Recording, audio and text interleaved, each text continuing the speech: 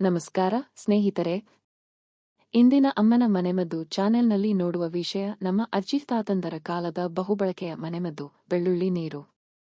ಇದು ಸಾಮಾನ್ಯವಾಗಿ ಮನೆಯಲ್ಲಿ ಎಲ್ಲರಿಗೂ ಗೊತ್ತಿರೋದು, ಆದರೆ ಇದರ ಪೂರಕವಾದ ಪ್ರಯೋಜನಗಳನ್ನು ಗೊತ್ತಿಲ್ಲದವರು ಸಾಕಷ್ಟು ಜನ ಇದ್ದಾರೆ. ಬೆಳ್ಳುಳ್ಳಿ ಅಂದರೆ ಸಣ್ಣದಾದ್ರೂ ದೊಡ್ಡ ಗುಣವಿರೋ ಆಹಾರ. ಇದರೊಳಗಿನ ಅಲಿಸಿನ್ ಎಂಬ ರಾಸಾಯನಿಕ ಘಟಕ ದೇಹದೊಳಗಿನ ವಿಷಾಣುಗಳನ್ನು ಹೊರಹಾಕುತ್ತೆ. ಅಷ್ಟೇ ಅಲ್ಲ, ಇದು ಹೃದಯದ ಆರೋಗ್ಯವನ್ನು ಬೆಂಬಲಿಸುತ್ತದೆ, ಕೊಲೆಸ್ಟ್ರಾಲ್ ಕಡಿಮೆ ಮಾಡುತ್ತದೆ ಮತ್ತು ಜೀರ್ಣಕ್ರಿಯೆಗೆ ಸಹಾಯ ಮಾಡುತ್ತದೆ.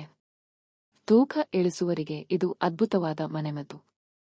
ಬೆಳ್ಳುಳ್ಳಿಯ 1 ಅಥವಾ 2 ಎಸಳನ್ನು ಕ್ಲೋವ್ಸ್ ಚೂರು ಮಾಡಿ 1 ಗ್ಲಾಸ್ ಬೆಚ್ಚಗಿನ ನೀರಿನಲ್ಲಿ ಹಾಕಿ 5 ನಿಮಿಷ ಬಿಡಿ ಖಾಲಿ ಹೊಟ್ಟೆಗೆ ಮೆಲ್ಲಗೆ ಕುಡಿಯಿರಿ.